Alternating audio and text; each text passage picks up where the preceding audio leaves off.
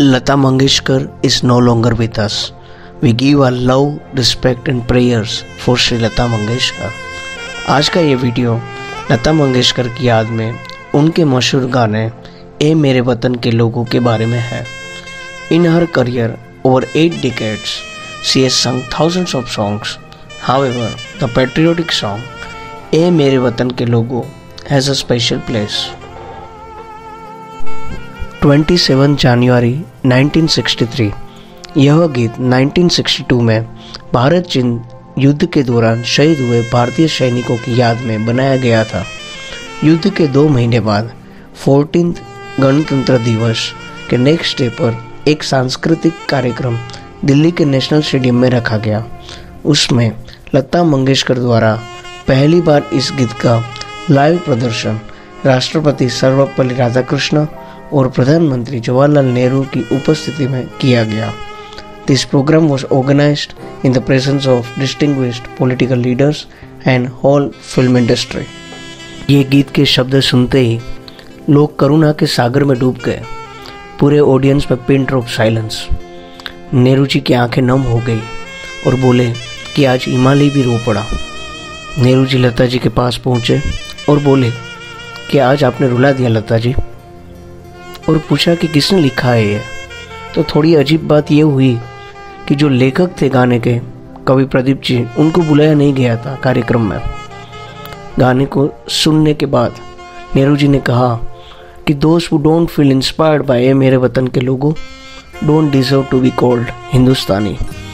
1963 की बात थी। परेड में सैनिकों की संख्या कम थी क्योंकि सारे सैनिक बॉर्डर पे तैनात थे, बट परेड में 1 लाख जितने आम लोगों ने हिस्सा लिया। नेहरू जी भी अपनी चेयर से उठकर परेड में शामिल हो गए। This song has inspired soldiers to withstand the difficult situations they were इन।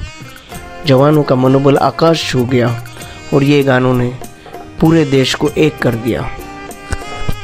कवि प्रदीप जी ने शब्दों में प्राण भरे थे। गीत के शब्दों के पीछे भी एक दिलचस्प कहानी है। जब कवि प्रदीप जी माहिम बीच मुंबई पर टहल रहे थे तब ये दिल छू जाने वाला शब्द उनके दिमाग में आया, लेकिन इन शब्दों को याद रखने के लिए तब न उनके पास पेन थी और न कागज़। ऐसे में उन्होंने एक व्यक्ति से पेन मांगा और फिर सिगरेट बॉक्स के एल्यूमिनियम फॉइल पर गाने को लिख डाला। A few weeks later, कवि Pradeep ji was approached by producer Mehboob Khan to write a song for a fundraiser event to be held at National Stadium in Delhi. Pradeep ji ने ऑफर को एक्सेप्ट किया, बट ज़्यादा डिटेल्स नहीं दी कि कौन सा गाना वो लिखने वाले हैं। गीत का संगीत म्यूजिशियन रामचंद्र ने दिया था। रामचंद्र और लता के बीच कुछ मिसअंडरस्टैंडिंग के कारण आशा भोसले को म्यूजिशियन रामचंद्र द्वारा सिंगर के रूप में चुना गया। फिर भी कवि प्रदीप को लगा कि मंगेशकर के अलावा और कोई इसके साथ न्याय नहीं कर सकता, और इसीलिए उन्होंने व्यक्तिगत रूप से लता जी को गाने के लिए मना लिया।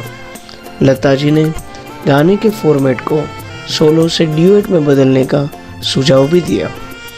आशा जी ने गाने के लिए रिहर्सल भी किया, लेकिन उनके दिल्ली जाने से कुछ समय पहले आशा जी ने कार्यक्रम में हिस्सा नहीं लेने का फैसला किया। इसलिए लता मंगेशकर जी को अकेले ही ये गाना गाना पड़ा। लता जी ने एक इंटरव्यू में भी कहा कि it was Pradeep ji who made this song possible. मुझे खेद है कि प्रदीप जी को गणतंत्र दिवस समारोह के लिए नहीं बुलाया गया था जहां मैंने गाना गाया था। संगीतकार गायक हेमंत कुमार ने वास्तव में पूरे ए मेरे वतन के लोगों प्रोजेक्ट को ऑर्केस्ट्रेट किया था। The event raised 2 lakh rupees at that time, which is equivalent to 1.4 crore today's value for Army Welfare Fund. Singers, musicians, music director, lyricist, recording studio, sound recordist सहित गीत से जुड़े सभी कलाकारों और टेक्नीशियंस ने गीत से आने वाली रॉयल्टी को सदा के लिए वॉर वीडियो फंड में देने का वचन दिया। 58 years काफ़ी लंबा समय होता है, बट कुछ चीज़ें आज भी वैसी की वैसी रहती है। We again give our love, respect and prayers for Shri Lata Mangeshkar ji.